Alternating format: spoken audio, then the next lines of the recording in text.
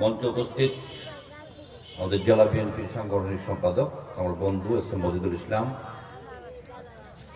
কৃষক দলের জেলা নেতৃবৃন্দ, উপজেলা নেতৃবৃন্দ, একজন কেন্দ্রীয় নেতা উপস্থিত আছেন আমাদের কৃষক দলের, তার পরিচয় হয়তো আমি সেভাবে জানি না, সম্মানিত নেতা এবং ইউনিয়ন বিএনপি এবং অন্যান্য অঙ্গ সংগঠনের সুযোগ্য নেতৃবৃন্দ, আমার সামনে উপস্থিত আজকের এই কৃষক সমাবেশের সর্বস্তরের ভাই ও বোনেরা, সকলের প্রতি আমার সালাম, আসসালামু আলাইকুম।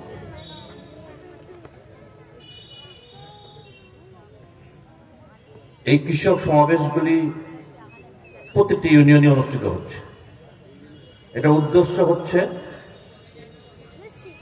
যে আমরা জাতীয়তাবাদী দল এবং জাতীয়তাবাদী কৃষক দল আগামী দিনে যে নূতন বাংলাদেশের স্বপ্ন দেখিয়েছে আমাদেরকে, এই নূতন প্রজন্ম, আগামী নূতন বাংলাদেশে এই কৃষকদের জন্য আমরা কি করব, এই বিষয়গুলি বিশেষ করে তুলে ধরা। কিন্তু হামিদুল ভাই আমার কৃষক দলের সভাপতি এখানে বক্তব্য রেখেছেন, আমার সমস্যা আমাকে সমাধান করে রাখা হচ্ছে, তা আপনারা এটা আসলে কি করিবেন, তাই না? আমার শুনতে চাচ্ছে যে আপনারা কি করবেন আমরা শুনতে চাই। প্রিয় এলাকাবাসী, বিএনপি সবসময় কৃষকের বন্ধু। বিএনপি যখন এই ক্ষমতায় এসেছে তখন এই কৃষকদের কথা সব থেকে বেশি ভেবেছে। আপনাদের নিশ্চয়ই ভুলে যান নাই, 1991 সালে যখন বিএনপি ক্ষমতায় আসে, যেদিন নির্বাচন হয় সেই দিন আমরা কি দেখেছি, আওয়ামী লীগ দৌড়ঝাঁপ শুরু করে দিয়েছে বিকাল থেকেই, তারা মনে হয় সরকার গঠন করবে, কে মন্ত্রী হবে, কে কোন মন্ত্রণালয় নেবে, এই নিয়ে ব্যস্ত। যখন সন্ধ্যার পরে আমরা টিভির স্ক্রিনের দিকে তাকাচ্ছিলাম, গোটা বাংলাদেশে ওই শহীদ জিয়ার আদর্শের প্রতি সবাই শ্রদ্ধাশীল হয়ে গোটা দেশে বিএনপির পক্ষে রায় দিয়ে বিএনপিকে সেদিন ক্ষমতায় নিয়ে গিয়েছিল, তাই না? বিএনপি ক্ষমতায় গিয়ে কি করেছিল? দেশ নেত্রী বেগম খালেদা জিয়া কথা দিয়েছিলেন ওই স্বৈরাচার এরশাদের সময় গোটা জাতির উপরে ঋণের বোঝা চাপিয়ে দিয়েছিল। কৃষকরা ব্যাংকে ঋণ নিতে গেছে, 10,000 টাকা ঋণ নিচ্ছে, 5,000 টাকা তারা ঘুষ নিয়েছে। আমরা এই শিবগঞ্জেও দেখেছি যে ব্যাংকের লোন হয়, পেমেন্ট হয় এখানে নবিতুল্লাহ হোটেলে সেই সময়। কিন্তু দেশ নেত্রী বেগম খালেদা জিয়া দেখলেন আবার কৃষকদের কোমরে দড়ি বেঁধে জেলখানে নিয়ে যাচ্ছিল।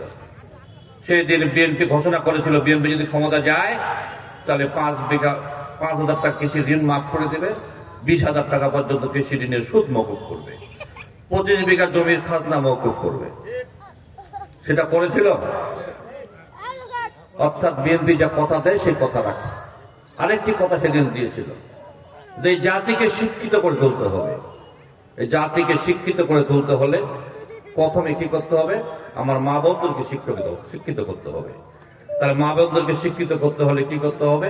তাদের শিক্ষার যে পরিবেশ, যে সুযোগ সুবিধা, সেটা বৃদ্ধি করতে হবে। সেই দিন দেশ নেত্রী বেগম খালেদা জিয়া 91 সালে ক্ষমতায় আসার পরে আমার এই বোনদেরকে বিনা পয়সায় পড়ার সুযোগ করে দিয়েছিল এবং সেই সঙ্গে উপবৃত্তি চালু করেছিল, নিশ্চয়ই আপনাদের মনে আছে প্রিয় ভাইরা আমার। কিন্তু আমরা কি দেখলাম? পরবর্তী পর্যায়ে এই দানব, এই ফ্যাসিস্ট সরকার যখন ক্ষমতায় আসলো তখন সব কিছুকে তছনছ করে দিয়ে আমার প্রতিটি কৃষি শিল্পকে ধ্বংস করে দিয়েছে। আজকে পাট শিল্পকে ধ্বংস করে দিয়েছে, আজকে আমার চিনি শিল্পকে ধ্বংস করে দিয়েছে। এই এলাকার মানুষ পাটের সময় বড় একটা মৌসুম মনে করত, সেটাকে এই আওয়ামী লীগ সরকার সে ধ্বংস করে দিয়েছে। আমার যে সুগার মিলটা চলতো, 3 করে চলতো, সেটাকেও ধ্বংস করে দিয়েছে। কিন্তু আবার আমাদেরকে জাগ্রত হতে হবে। এই ফ্যাসিস্ট সরকার 17টি বছর ক্ষমতায় থাকার পরে আমাদের নেতা কর্মীদের নামে অসংখ্য মিথ্যা মামলা দিয়ে বিভিন্ন ভাবে কোন গুম করে আমাদেরকে একেবারে দেওয়ালে পিঠ ঠেকিয়ে দিয়েছিল। আমরা কখনো ভাবিনি, আমাদের যে মুরব্বীরা বসে আছে কখনো ভাবেন নাই যে এটা থেকে আমরা কিভাবে পরিত্রাণ পাবো। কিন্তু উপরওয়ালার ফয়সালা ছিল আমার এই তরুণ ভাইয়েরা, এই ছাত্ররা রাজপথে নেমে তাদের বুকের তাজা রক্ত ঢেলে দিয়ে এই ফ্যাসিস্ট হাসিনা সরকারকে দেশ ছাড়াতে তারা বাধ্য করেছে।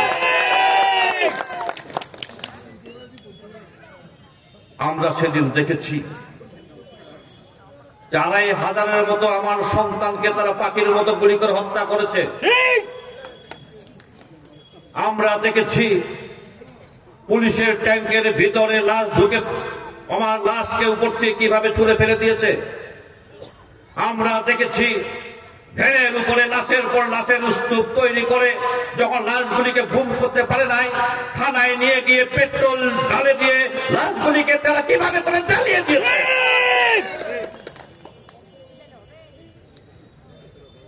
আজকে অন্যায়ের বিরুদ্ধে যখন গোটা জাতি ঐক্যবদ্ধ হয়েছে, আর এই জাতির নেতৃত্ব দিয়েছে আপনার আমার প্রিয় সন্তান মির্জা ফখরুল ইসলাম আলমগীর। আমরা সেদিন 3 তারিখে যখন উনি ডাক দেয় আমাদেরকে বলে, তোমরা যে যেভাবে পারো সবাই রাজপথে নেমে পড়ো। আমরা 4 তারিখে আপনাদেরকে ডাক দিয়েছিলাম ঠাকুরগাঁয়ে।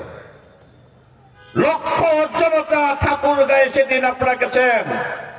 শুধু ঠাকুরগাঁয়ে নয়, টেকনাফ থেকে তেতুলিয়া, রূপসা থেকে পাথরিয়া, কোটি কোটি জনতা যখন রাজপথে নেমে গোটা বাংলাদেশ ঘেরাও করে ফেলেছে, যখন অসহায় হয়েছে পুলিশ, অসহায় হয়েছে বিজেপি, অসহায় হয়েছে র্যাব, ওই সেনাবাহিনী বন্দুকের নল ঘুরিয়ে দিয়ে হাসিনাকে ওই সংসদ ভবন থেকে এক কাপড়ে পালাতে বাধ্য করেছে। কিন্তু হাসিনা পালিয়ে গেলেও তার ষড়যন্ত্র কিন্তু থেমে নেই। আজকে তিনি ইন্ডিয়ায় বসে এই দেশের মধ্যে ষড়যন্ত্র করছেন।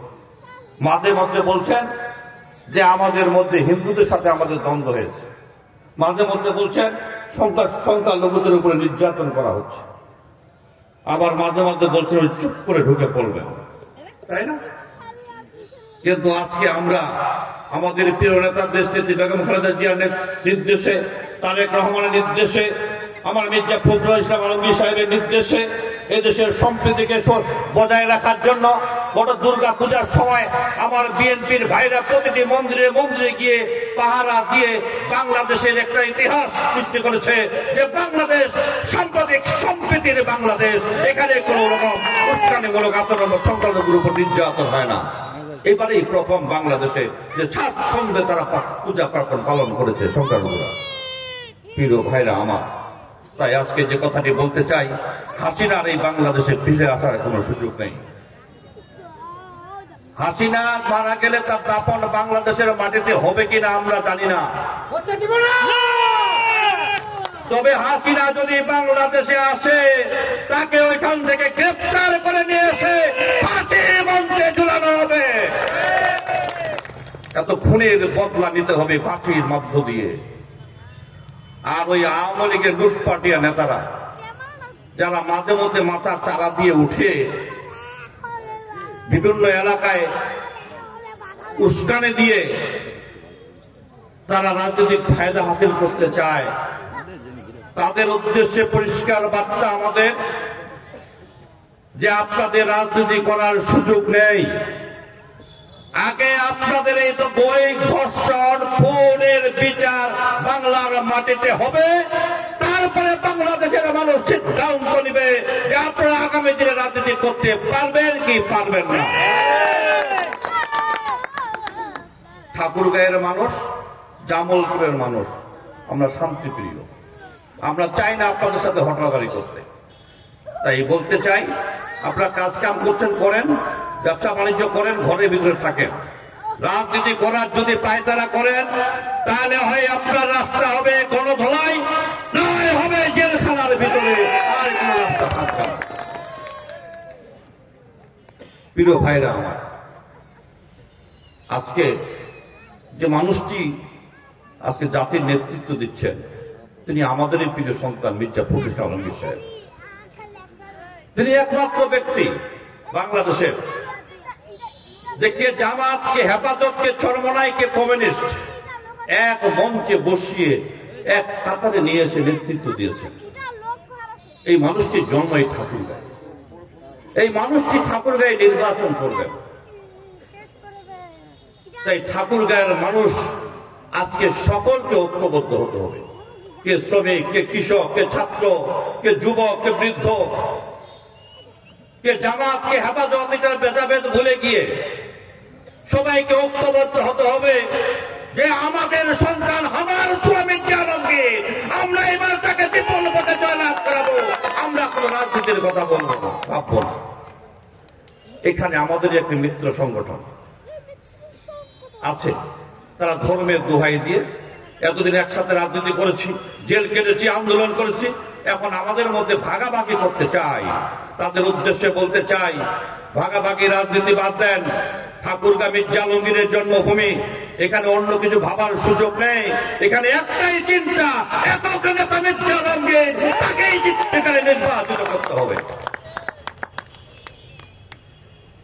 তাই আপনাদের কাছে আমার অনুরোধ, আপনারা যারা এখানে এসেছেন, আপনারা সবাই এখান থেকে ঘরে ফিরে গিয়ে আমাদের প্রিয় মানুষ মির্জা আলমগীর, তিনি সেদিন ঠাকুরগাঁয়ের এই শিবগঞ্জের কলেজ মাঠে জনসভা করেছেন। আমরা সেদিন অল্প সময় 3 দিনের নোটিশে সবাইকে ডেকেছি। আমরা দেখেছি কলেজ বিশাল মাঠ, ঠাকুরগাঁয়ের মধ্যে দ্বিতীয় বৃহত্তর মাঠ। এই মাঠ ছাড়িয়ে, শিবগঞ্জ ছাড়িয়ে মাদারগঞ্জ পর্যন্ত মানুষের ঢল নেমেছে। ওইদিকে একেবারে পেশাটাকে ব্রিজ পর্যন্ত মানুষের ঢল নেমেছে।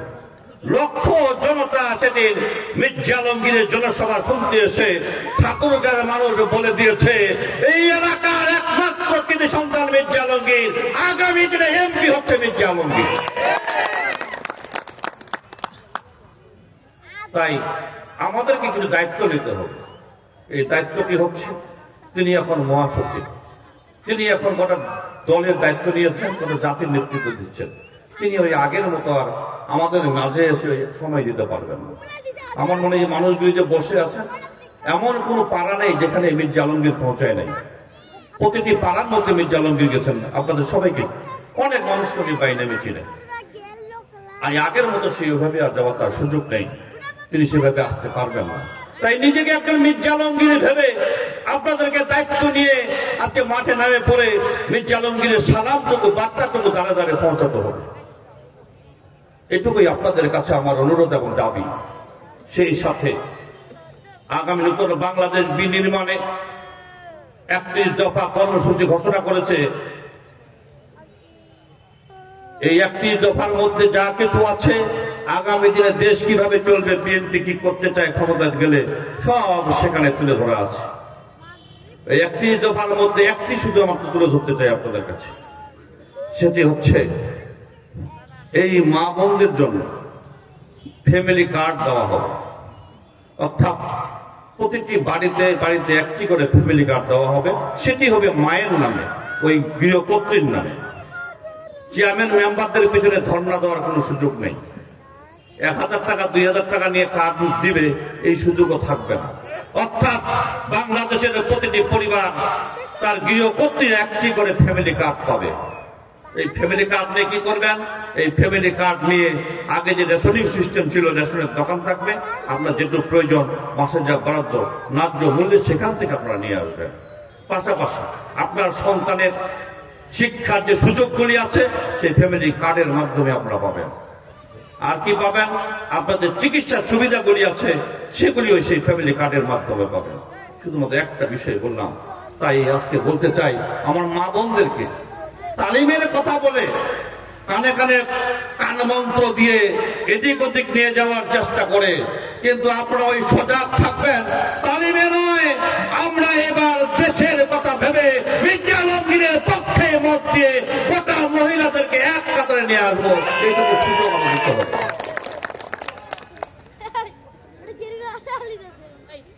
প্রিয় ভাইরা, আরো নেতৃবৃন্দ আছে, তারা বক্তব্য দেবে, আমি বক্তব্য বাড়াবো না। আর এইভাবে করে মিটিং এর দিন শেষ। অনেক মিটিং করেছি, অনেক মিছিল করেছি, অনেক আন্দোলন করেছি, হরতাল করেছি, অনেকবার অনেক মানুষ জেলখানায় গেছে। এখানে যারা বসে আছে অনেকে মামলার আসামি, আপনারা অনেকে মামলার আসামি জেলখানায় গেছে। আর কি যেতে চান? আর যেতে চাই না। আমরা কি আর ওই খারাপ দিনের কথা ভাবতে চাই? নতুন দিনের স্বপ্ন দেখতে চাই। যদি নতুন দিনের স্বপ্ন দেখতে হয় তাহলে আমাদের কিছু দায়িত্ব আছে।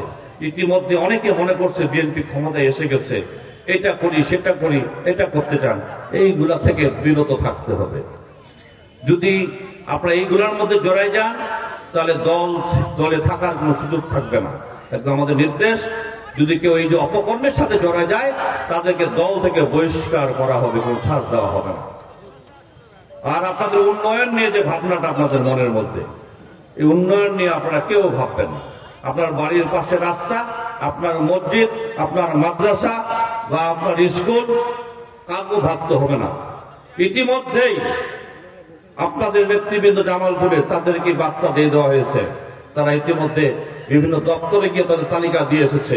ঠাকুরগাঁয়ে মির্জা আলমগীরের প্রতি সম্মান দেখিয়ে এই কেয়ারটেকার সরকার ৬,৫০০ কোটি টাকা পঞ্চগড় ঠাকুরগাঁর জন্য বরাদ্দ দিয়েছে এলাকার উন্নয়নের জন্য।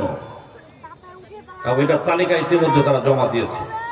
আরেকটি কাজ ইতিমধ্যে করছে এলডিডি আর কৃষি মন্ত্রণালয় বরেন্দ্র যৌথভাবে প্রতিটি এলাকায় এলাকায় একটি করে কৃষি মার্কেট করছে, যে কৃষি মার্কেটের মাধ্যমে আপনারা সেখানে আপনাদের কৃষি পণ্যগুলি নিয়ে এসে এই ন্যায্য মূল্যে যেন বিক্রি করতে পারেন এবং দেশের যেখানে যেখানে যাওয়া দরকার এবং দেশের বাইরেও এই মালগুলি পাঠানোর সুযোগ সৃষ্টির জন্য এই কর্মসূচি ইতিমধ্যে গ্রহণ করেছে এলজিডি এবং বরেন্দ্র কর্তৃপক্ষ, আপনারা জানেন। তাই আমি আমার বক্তব্য না বাড়িয়ে শুধু এটুকু বলতে চাই, আমরা তো সবাই আগামী দিনে মির্জা আলমগীরের ভোট করার জন্য কি প্রস্তুত? যদি প্রস্তুত হয়ে থাকে সবাই একটু স্লোগান ধরি, ভোট ভোট ভোট দিন, ভোট ভোট ভোট দিন, আলমগীর সাহেবের সালাম নিন, আলমগীর সাহেবের সালাম নিন। খোদা হাফেজ। বাংলাদেশ জিন্দাবাদ, শহীদ জিয়া অমর হোক, দেশনেত্রী বেগম খালেদা জিন্দাবাদ, তারেক জিয়া জিন্দাবাদ। আপনার আমার সকলের প্রিয় নেতা মির্জা ফখরুল ইসলাম আলমগীর দীর্ঘজীবী হোক। ধন্যবাদ কৃষক দল।